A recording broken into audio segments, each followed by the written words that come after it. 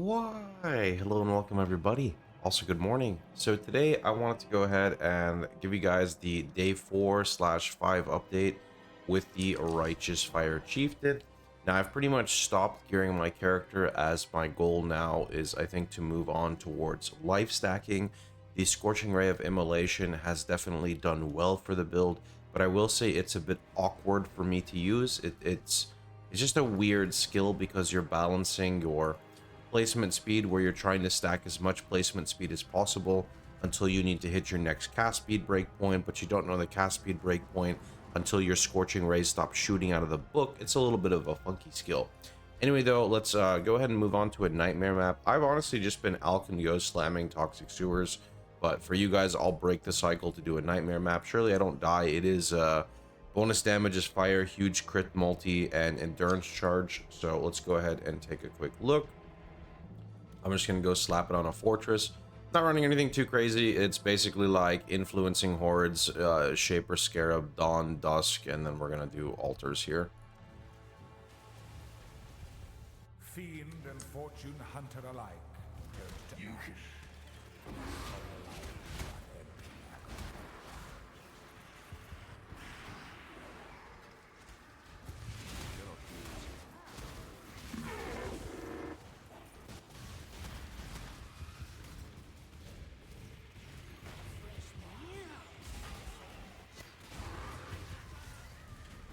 I'll talk about the character gearing moving forward and what I would still want to upgrade on this version of the build for people who want to kind of keep going with it.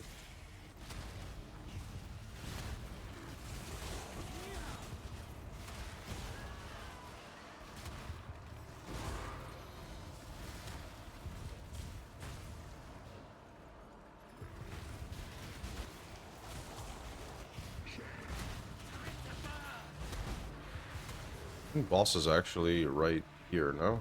Let's drop a portal. Oh, actually, he might even get exploded on because of Hinekora. That wasn't my intention, but... Yeah, let me remove the Echo Shrine or else I don't think I do damage. Right, so basically... all you have to do for SRI Totem is your goal is to spam it. Let me actually end the deli here because he gets really tanky on that. We don't need more tank mods as RF. Your goal for SRI Totem is exactly as you see me doing here. You're basically spamming the totem as fast as you can. And you're trying to get one application of the Scorching Ray off. And then the totem will despawn. And that's exactly what you need. This is basic. Oh shit, it's hard. This is basically our best form of single target. And whereas it is a bit wonky, the numbers for it are really nuts compared to Fire Trap. So I definitely see myself for like HC, SSF, SSF in general, softcore, sorry, not softcore, what I'm trying to say, SSF in general. I think these Scorching Ray of Immolation totems will have a lot more use long form for Righteous Fire builds. Because what I like to do here at around this budget is this is when I want to go life stack, because life stack is just way more tanky. It won't have the damage right away, but what it will have is it will have the ability to scale the damage while also scaling the survivability. So that's why I want to pivot to that. But to enter life stack, it's kind of like 100 divine budget minimum to enter, so a bit of a oof. There also is some other tech I want to show you guys for bossing with Righteous Fire, and that is basically taking the Brine Rot ascendancy. You can get this from doing the Under the Sea content. Whenever you fight Velka, I think their name is, it's like the worm in Velka, you unlock this. You can actually just drop Hinekora and take Brine Rot when you're bossing. Not like mapping content bossing, but like, say you're in SSF and you're gonna do like, you know, Maven and you need additional help on Maven, you can take it. Or if you're gonna do X-Arc rotations or whatever, really. Very, very strong node. Very, very strong node. I actually think it's one of the first times where there's an ascendancy node that allows damage over time characters to bypass damage over time cap because of the way that skill works. It basically stores damage and then will pop it at the end. And I could just put in a short little map here to show a demonstration of it. So if I come over here and grab a bit of a meme here, but we'll grab one of our Polaric invitations. and I will just respec my explode I was talking about here. Let me get some more respecs. Just go on D&D there. We've been getting slammed by RF questions non-stop this league. All right. Perfect. And then we're going to go ahead and take Brine Rot.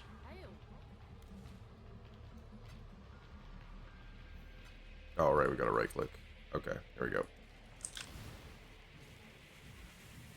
Now you'll see two circles around me. You see the outer circle and then the RF circle. So basically the way this works is when you are hurting monsters, you're going to kind of see like another health bar above their head. You see it? And that other health bar is that new skill. So basically whenever we leave our circle or whenever the monster leaves, it will do that damage and snap it. So prime example, say I leave now, he dies. Pretty cool node, to be honest. I like it a lot.